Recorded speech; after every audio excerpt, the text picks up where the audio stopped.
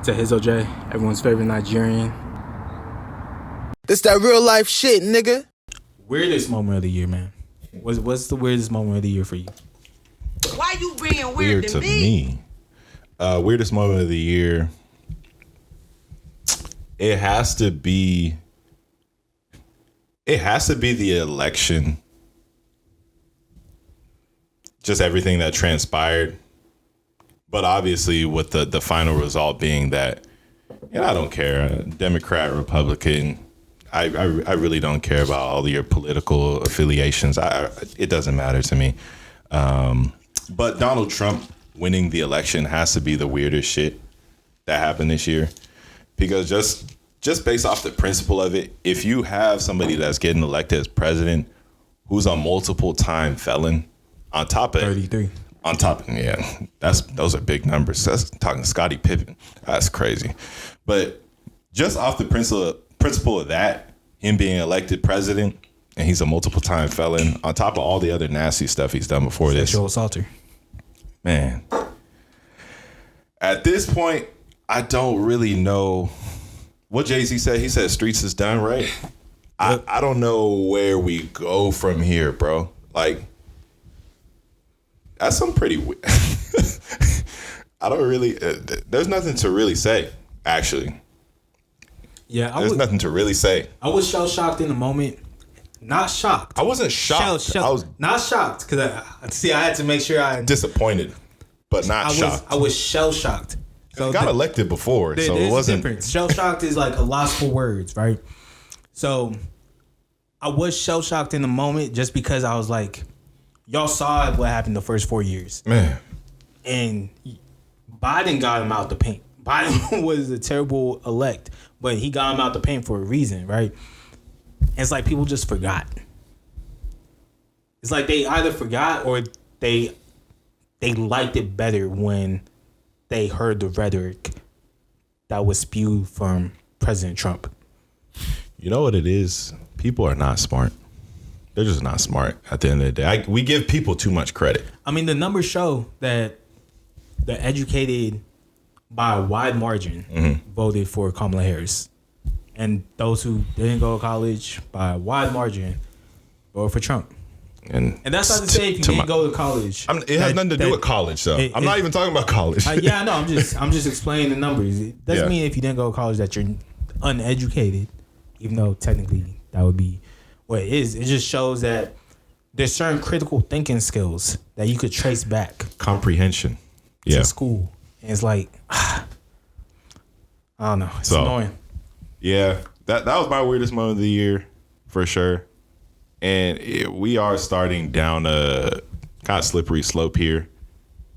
I know they always talk about like how empires last for 250 years. And then after that, that's usually when they start to fall off.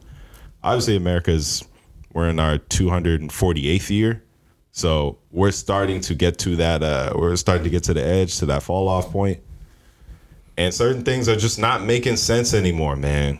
America won't fall off. I'm not saying it's going. It's kind of like when the people say like, "Oh, the dollar's going to be valued at zero eventually." That's never going to happen. Just because there's too many other countries who are heavily invested into America. Like the number one GDP in the world is China, and so this is correct. China happens to also be the largest foreign country to hold bonds in America, like U.S. government bonds. So if America ever did go down to zero, we're literally taking the rest of the world with us. That's one of the reasons why the dollar is never going to go down to zero, but also why America will never truly fall off. We're in a symbiotic relationship with the majority of the world, but it is going to be an interesting next 4 years.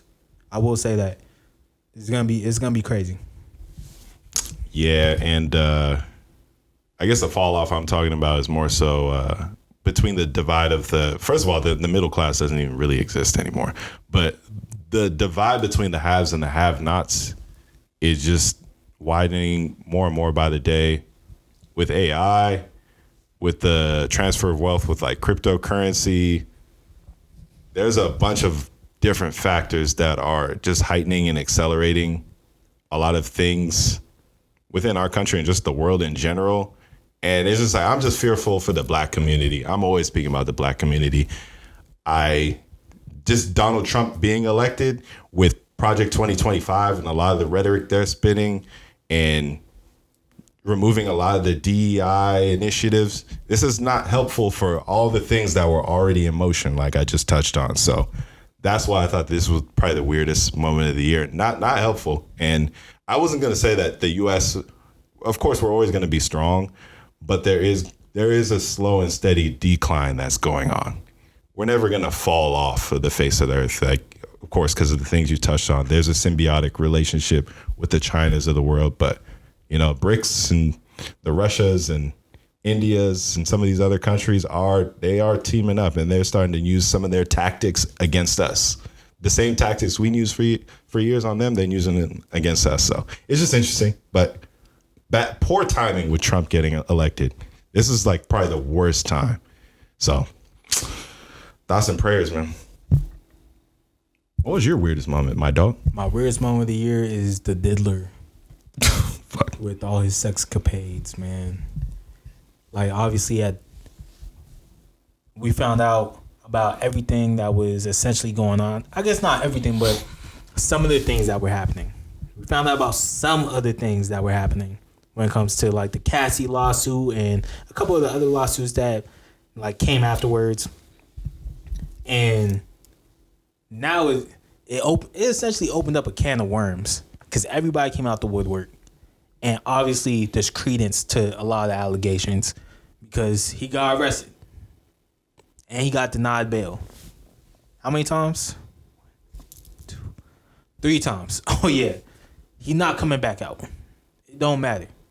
So I think that was the weirdest moment, just to see someone who was iconic in the hip hop space be now exposed as the deviant that he is.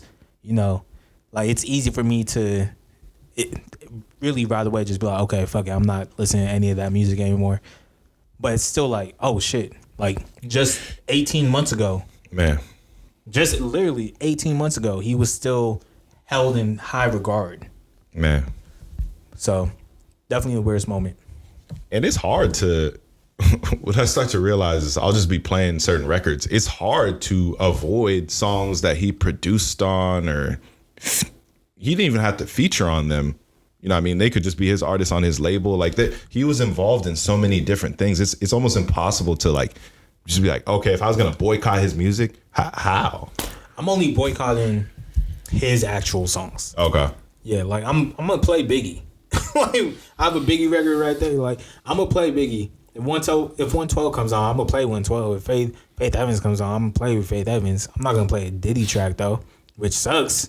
But like I Need a Girl Part 2. Yeah, that's what I was. I was playing that. I Need a Girl Part 2 is never gonna come on again. God, you got R.I.P. it. You feel me? Dear God, I Need a Girl Part 2. It's the same thing I did with R. Kelly, man. Ignition remix. That was one of my favorite songs. I haven't listened to it since. It's like, all right. Hotel. It's cool. Man.